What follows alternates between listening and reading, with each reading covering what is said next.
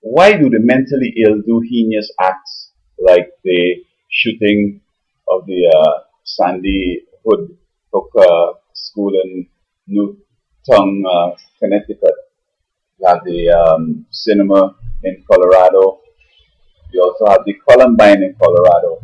And many of these serious criminal mass killing events. Well, the mentally ill. What was mental illness? And I'm not a psychologist nor a psychiatrist, but the little psychology I've studied at college, I'm going to explore something here today. And I'm wondering why the psychiatrists and the psychologists at Yale, Harvard, and Princeton, and all these places have not, volunteered some ideas that could help us resolve many of these issues here. And my understanding is that the mind is a function. It's a function of all its components. So that many of the major ones are the intellect, emotions, conscience, will, and then there's other parts like the id and the superego. And I guess you could get deeper and talk about more parts of the mind, of the brain. Now, if somebody's mentally ill, it's obviously that the mind is depreciated. It's not at its full potential. And so, generally, you'll have them weak in all areas. They will have a weak will, a weak intellect, weak emotions, and weak conscience.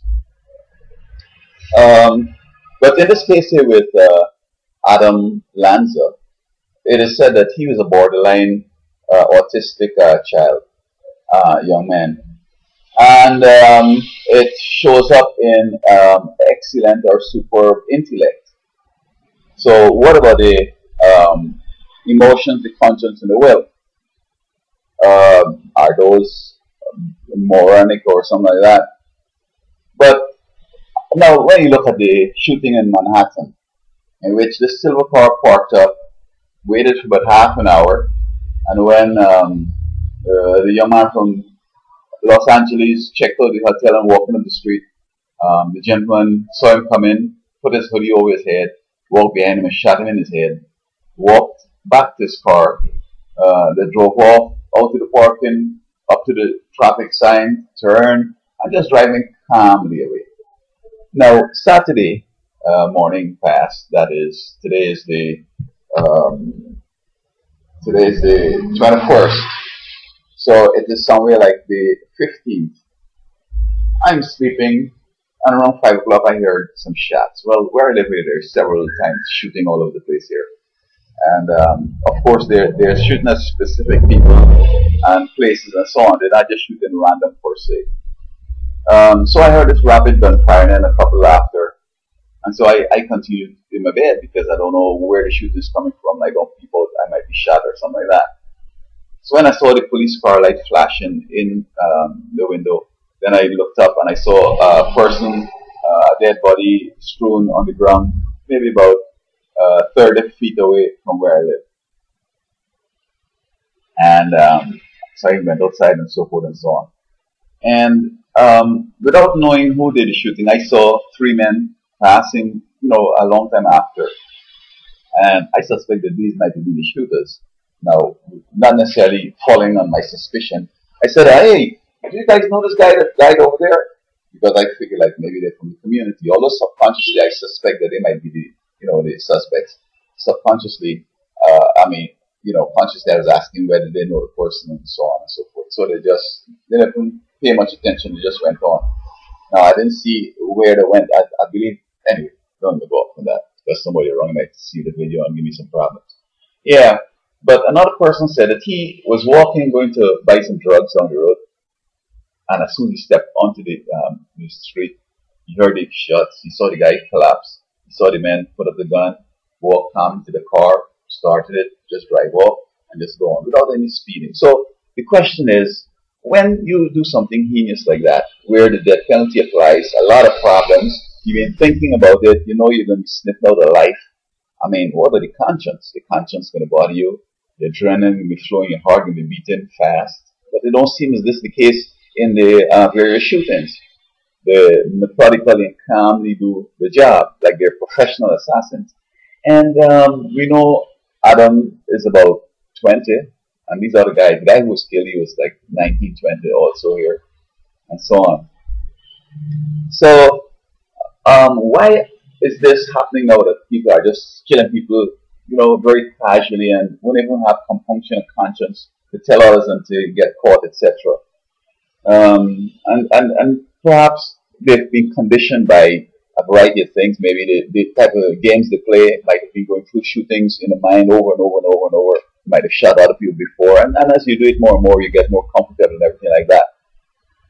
In Adam's case, he had been on the rifle range, and perhaps at rifle ranges, when you shoot in, you're visualizing people. No, yeah, the enemies and so forth, the target and so on, it seems. And so he was able to do it calmly, shot his mom, and then get into the school and shoot up some more. I've said in other videos where when people have a depreciated or a diminished sort of mental state, that is all four components, and others are not optimum. They're just borderline moron or whatever. The devil takes this opportunity to take over the life, and especially when the parents are going to start them off with Halloween. So this is a little piece of trick-or-treating thing, and it sounds like innocent. And of course, it's not anything bizarre, except houses are burned down and people put, poison and razor blades and candies and all that kind of stuff to harm the kids. But it seems to me that that's the beginning. And then these kids on their own and the devil controlling their life, even at that age, they become on their own way. They don't listen to the parents and follow no instructions. And little by little, they go into magic and to Ouija board and to astrology and psychics and Wicca, all forms of evil they get into. So by the time they reach old, because you see, the conscience, it seems, is an educated thing. Maybe the intellect gathers information, and the conscience is subject to the various norms, mores, and folkways, so that you learn in Bible and in society you shouldn't kill, because these are the consequences, or God, will judge you, etc. And so your conscience is alerted and alive, and you avoid certain things.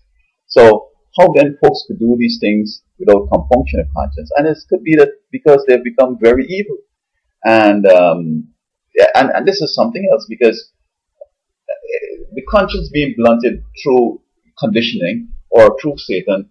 But what happens with the Satan thing is this, and parents, look at things innocent, oh, look, these shows they're watching, they're so innocent. It's not about killing people and so forth.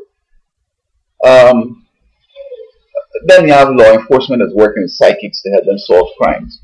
Well, they're saying it correctly, solve crimes, as opposed to be having a sort of a offensive and nipping crime in the bud. Now, of course, they need it for the money and the whole 9 yards. But I'll make a long story short here. Evil has different ways of taking the life. Drug addiction, robbing a bank, shoot out with the cops, shoot out with other gang members, suicide, killing a whole bunch of people, like some leaders have that opportunity. Hitler and some others, they could kill a whole bunch of people, just start a war and kill a whole bunch of people, which in a way is fulfilling their evil sort of commission, because you don't become evil for your own good. It's for Satan's good, and he has certain things that he wants you to accomplish. Either be one who can encourage others to join it, you can sell drugs or do anything that is evil. And but what he does eventually, people discover that they have to go one day. It's either they're going to be in a shootout or suicide. He's getting rid of them. They look as if they're going to give up on him and change and become good. And sometimes they giving up. Psychics will maybe point them out or whatever, but they're caught because Satan is happy he has accomplished what he wants for them. He's brought some trauma into the community, and it's time for them to go because they've become tarnished, as it were. So white people are, embracing evil, and evil has become very fascinating. I recall very long ago, maybe 30 years, 40 years ago, people used to call, if you have a nice suit on, the guy say elegant, the guy will say, hey, that's looking wicked, bro. and man, that car, man, so evil, bro. So wicked and evil has become associated with, pretty and elegant and attractive and so forth. So, they make it sort of, like nonchalant, as it were. And so today, we have to find a way to give people back a conscience. You don't have one because you subjugated it or whatever. You need to have one because living in a society, you have to have a conscience, lest you're going to harm others. And perhaps, bringing on the death penalty in a serious way. Now, it might be macabre in letting people be executed the way they executed others. If you stab somebody, well, we give you a bayonet stab to death. If you do a drive-by, maybe we give you a drive-by in prison. If you poison somebody, maybe we give you some poison to drink too. You go and assassinate somebody by shooting in the brain, maybe we do the same. But then again, the bleeding hearts folks are going to say, oh, that is so cruel and an unusual punishment. You know what I mean? Death is death. And oh, it's painful. But, it's death. I mean, even the nicest form, there's some death, there's some pain in there. And I believe that it's cruel and unusual to have people in death row for 15 years. This thing should happen like trial in a year, next day or next week, executed. And perhaps we can give people a conscience like that. So this is just a way of looking at it. What do you think? You think that people are playing games with a conscience, or it's real? Drugs also could damage the conscience, etc.